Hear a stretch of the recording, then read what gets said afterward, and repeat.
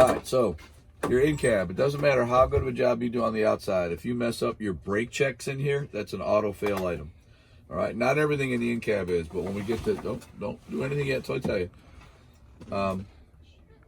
When we get to the brake checks, doing your leak checks, testing your low air pressure alarm, and the emergency brakes. If you do that incorrectly, it's an automatic fail for the entire pre-trip test. So make sure you concentrate on getting those right.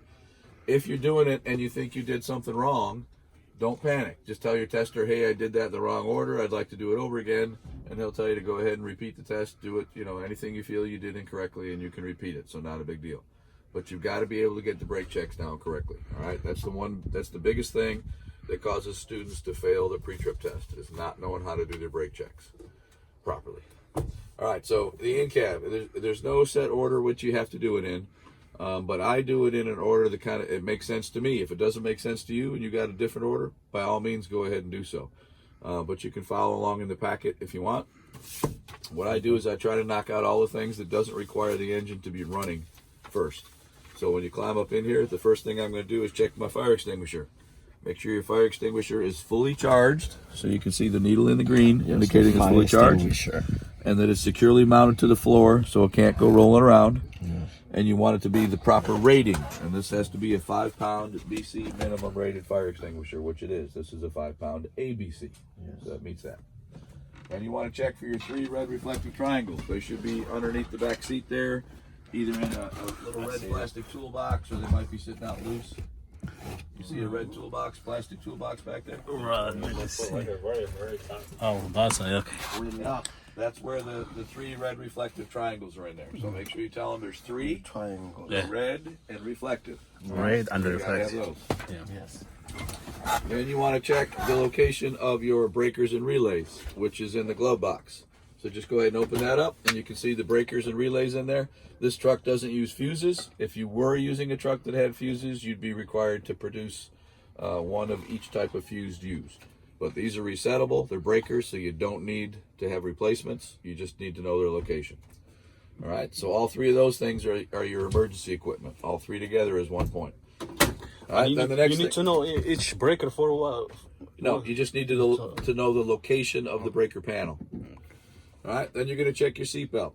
You want to make sure your seatbelt is securely mounted in 3 places. Up here, down here on the floor, this side of the seat, and then on the other side of the seat, that other section of seatbelt. Make sure that that's securely mounted.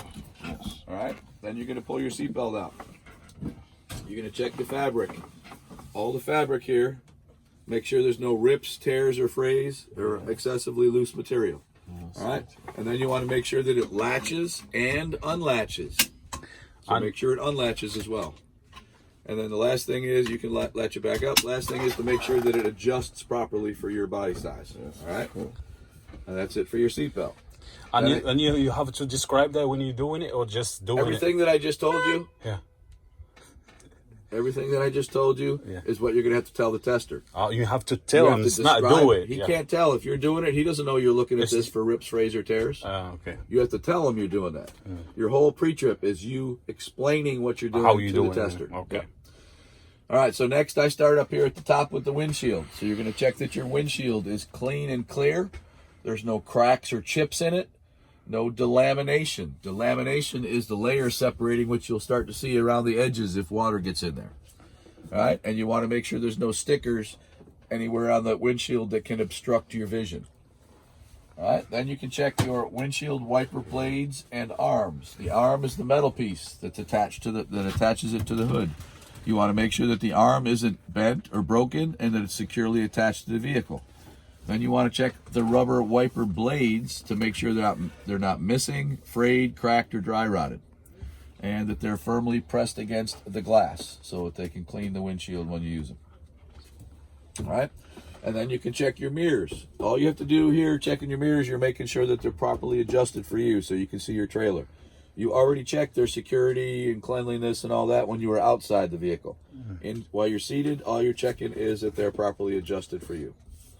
All right. And the only times you check the wipers bleeds is in cab. You cannot check them out. You can visually check them from down there if you want. Sure. Oh, yeah. You can do the visual inspection if you can see them from down there and tell that they're not cracked, frayed. It's easier to see from up here because you're a lot closer. But there's But nothing if you that say says it you can't. outside, you don't have to say it in. Correct. Once you inspect them from the outside, you don't have to do it again inside. Okay. All right, so that's everything else that we can check without it running. Now we want to go ahead and do our safe start. So remember the safe start, pedals free from obstructions. Sir, can you Clutch. give me some explanation about When we this get there. button? When we get there. Okay. I'm doing it in the order, okay? So just listen to what I'm telling you. Okay. All right, so pedals are free from obstruction. Push the clutch all the way to the floor. Make sure the transmission's in neutral. That you can feel it go through the soft wall to the, you just moved it forward and backward. Grab the shifter and move it all the way to the left towards me. Mm-hmm. And then let go. Let it go. No, I didn't say pull it back. I said let it go. You should feel it spring off that. You feel it going through the soft wall, and then it should come back centered by itself. Yes. That's neutral. That's the only place that will neutral. happen. If that what you just felt right there, Yep. that's it. You're pushing it through the soft wall. Okay. That's the only place that'll happen is in neutral. All right. It's not like And the then you car. want You to check do it that your like. brakes are set, so both the buttons are pulled out, which they are. Yes. All right. Then we're going to go ahead and turn the key to the on position, and while you're doing that, you're going to look for your ABS light to come on and go off. So just turn it one click to the right. There you go. See your ABS light is on. Now it just went off. That indicates that your ABS system is functioning properly. All right. Then you can go ahead and ease your foot off the clutch. All right. And then the first gauge you want to check is your oil pressure gauge. You want to make sure that you're showing positive oil pressure. All right. And it should be rising to the normal manufacturer limit, whatever they tell you the normal pressure is for this truck. But you just want to make sure it's not, when you start it, that it's not on zero or fluctuating rapidly, because that would be a problem with the oil pressure and your engine could seize and cause a lot of damage. So you want to check that gauge you have pressure. All right. Question? As far as the lead, 1/4 could be missing. What? No more than 1/4 of them can be missing, but you only have 2 leaves on that front, so none can be missing there. All right, so you have oil pressure. So then we're going to do a gauge sweep. So you're going to I-start over here at the left. We start over here, you got your voltmeter. It should be between 12 and 14, indicating that it's charging the battery system. We already checked your oil pressure, so next we're going to check our water temperature gauge. You want to make sure that this is gradually rising to the normal operating temperature.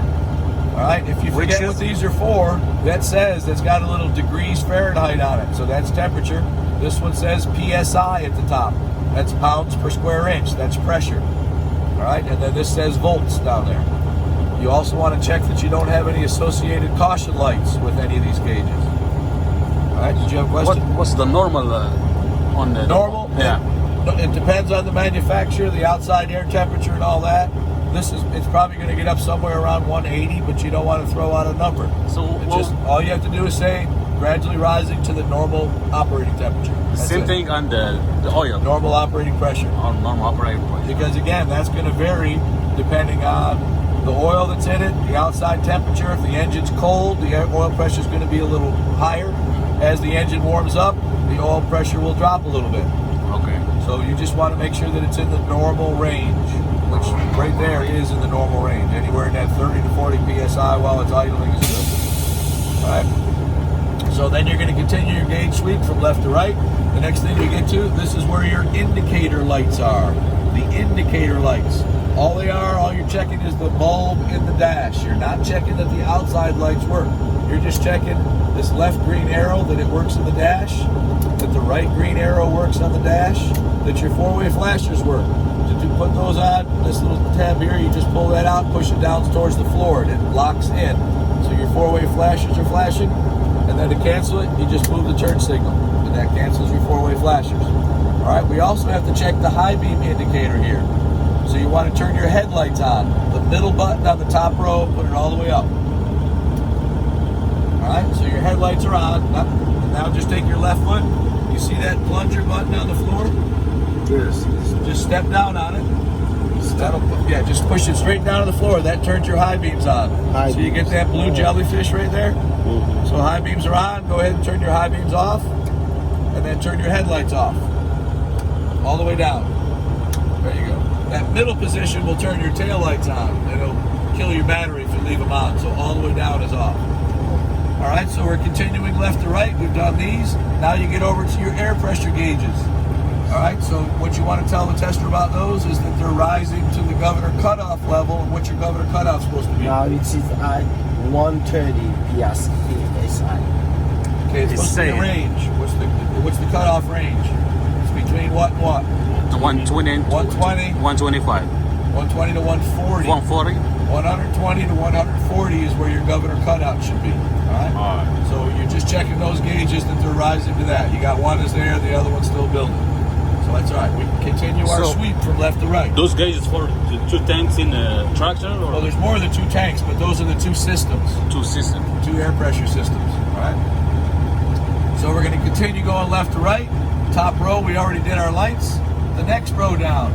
No, listen to me. Don't do anything until I tell you. Look at the second row. The second one, See all the way to the left. You see the one that says wash. wash. Push it in and hold it until fluid comes out on the wind. Hold it. Hold Push it. it in and hold it in. Hold it in until fluid comes out. And this one might be empty. I'll have to check it. But that's how you check that the washer fluid works. So then if you let go, it'll swipe a few times and it'll stop. No, don't do anything.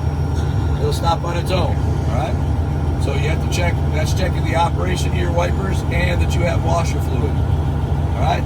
There's nothing else on that row, nothing on that row. So the next thing we're going to do is check our heater and defrost. So the Defrost. The listen bottom. to me. The bottom right knob.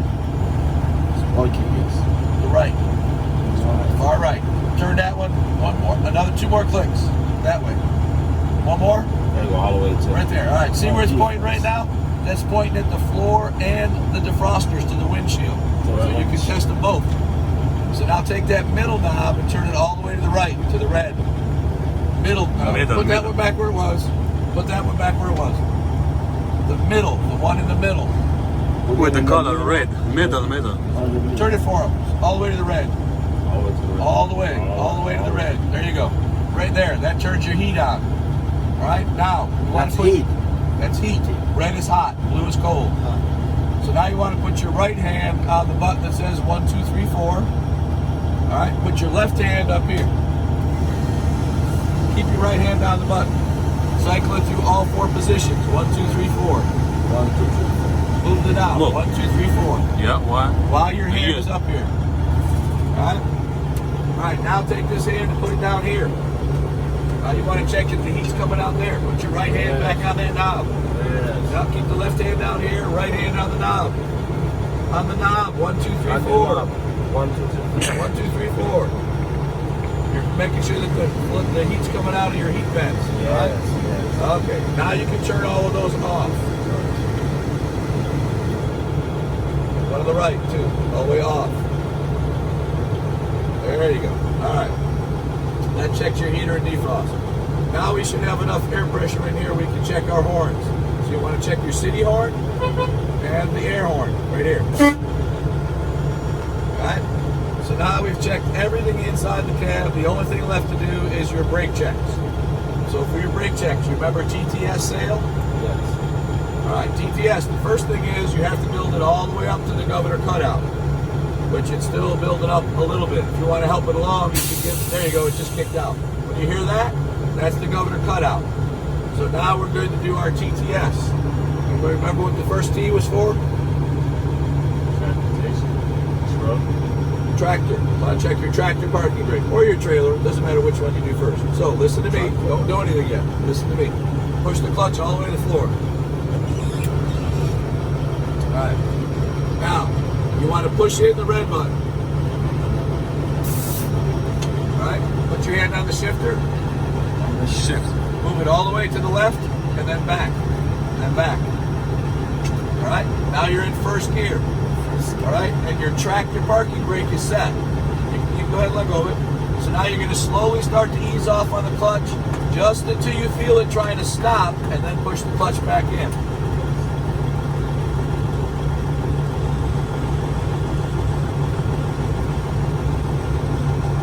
Can you feel Stop. that? Yeah. Push the clutch back in.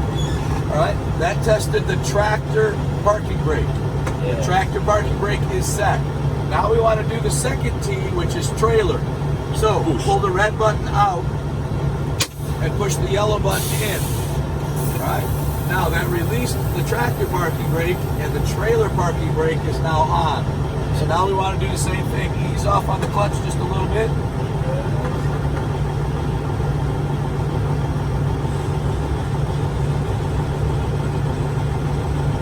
There you go. Push the clutch back in.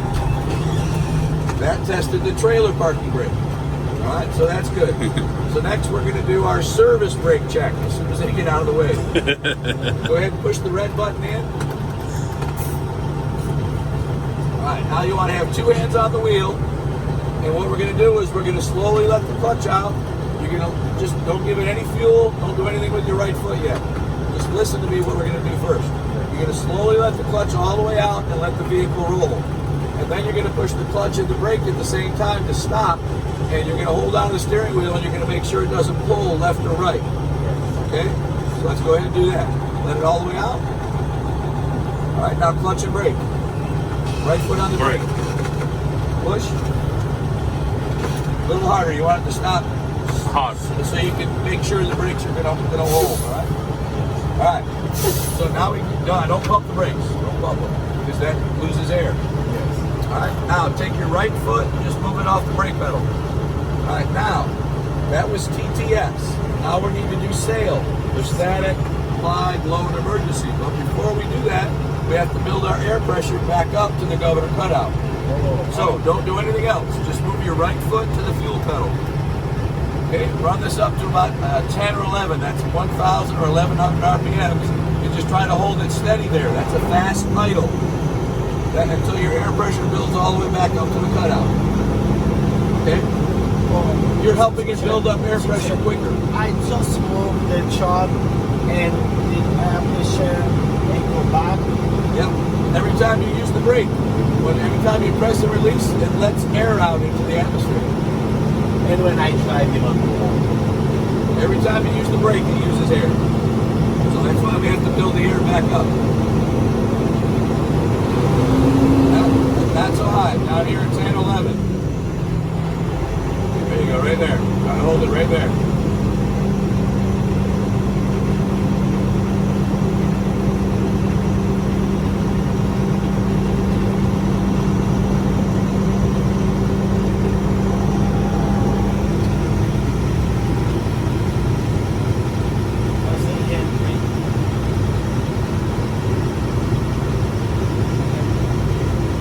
I know this is the Johnson bar to check air pressure in the truck. Trailer service brakes. That's what that works. That operates the trailer service brakes. It's also the hand brake for the truck. Well, you can call it a handbrake, but all it activates is the service brakes on the trailer, not the spring brakes, not the parking brakes, just the service brakes. Slow it down a little bit.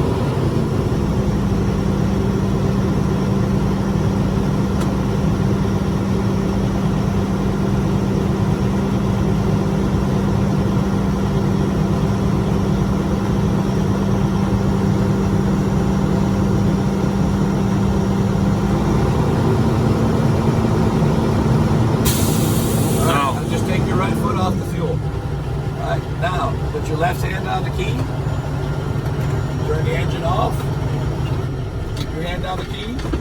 Now just turn the key back to the on position without starting the engine. You want to have power.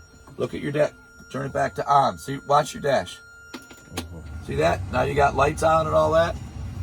We want to have it to the on position to do this next thing. You can let go of the clutch now. The engine's not running. All right. So you have to turn the key on. And you see that button that says bunk? Bunk. Bunk. Up high, a little higher. B-U-N-K. B-U-N-K. B-U-N-K. Wait. Right there. Yes, I Just see. push it in. Thank you. All right. So now we've got our power on. So now we're ready to do SAIL. The S in SAIL is for static. You don't have to do anything for this test. You don't have to time it or anything else. All you want to do is tell your tester that you're looking for no more than, what's static? Static is No more than with the 3 static pounds per square inch per minute. for the street. 3 pounds per square inch per minute. That's your static air pressure allowable leakage limits. All right. Then we're going to do the A in sale, which is your applied leak check. How much are you allowed to lose for the applied leak check? No more than 4 psi. So this one, you are going to have to time it for your test. On test day, you're going to have a watch or a phone, something that you can time for a full minute, because you need to hold the brake pedal down for 60 seconds, 1 full minute for your test. All right. So put your right foot on the brake. Press down firmly. All right. And once your pressure stabilizes, then you're going to use your watch and you're going to time it for 60 full seconds. All right. We're not going to hold it for 60 full seconds today, but on test day, you're going to have to hold it for 60 full seconds. If you don't hold it for a full minute, it's an automatic fail. So make sure you do hold it for a full 60 seconds. And you don't want your foot moving around on the pedal, because every time you do, you're going to lose air. So you're checking that to make sure you don't lose any more than 4 pounds per square inch in a minute. So we'll say a minute's gone by. After a minute, you can go ahead and take your foot off the brake. All right. Then we're going to do the L in sale. The L is for low air pressure alarm. Your low air pressure alarm is supposed to come on at what pressure? 40. Between 20 and 45? No, that's emergency. Oh, no. It's 55, no lower than 55. No lower than 55 psi. So at no lower than 55, so somewhere above 55, we should get the low air pressure light and the audible buzzer. Yeah. Where is the light located? It's right on the dash, right where the ABS pad, right above where the ABS light comes on. Okay.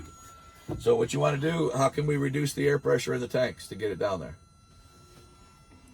Pump it. There you go. Press and release the brake. So Right. put your right foot on the brake and just press and release. Just keep press and release. So your gauges go down.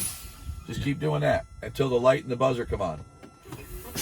There you go. All right. Now you got the low air pressure alarm and the buzzer is on. And it came on no lower than 55. Right. Comes on above 55, but it has to come on by law no lower than 55 psi. All right. So that's the L in sale. The E in sale is for your emergency brakes. So when are the emergency brakes supposed to activate? What you just said a minute ago, Tom. Yeah, You mentioned between 20, Between 20 and 45. 45 psi, those buttons are supposed to pop out automatically on their own. Yeah. All right. So what you're going to do now is continue to pump the brakes. And while you're doing that, you're going to watch the buttons, because sometimes they'll come out and you don't hear them. So just go ahead, press release, press release. You can go faster. Just, It's not really out? there you go. There's the red one. See, only one of them popped. So keep going.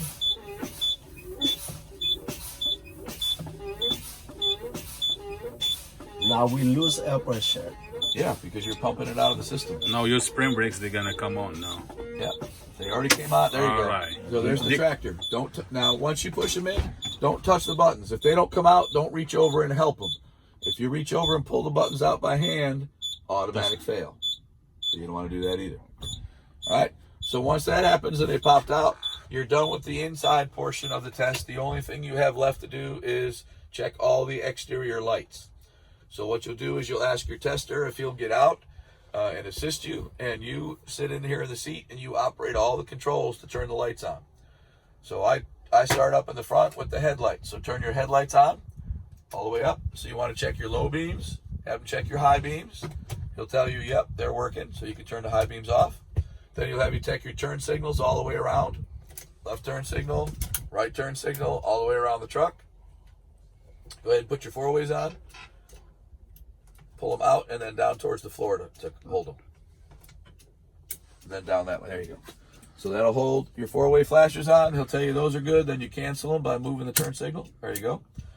And then he'll check you want to have him check all your clearance and identification lights all the way around the vehicle.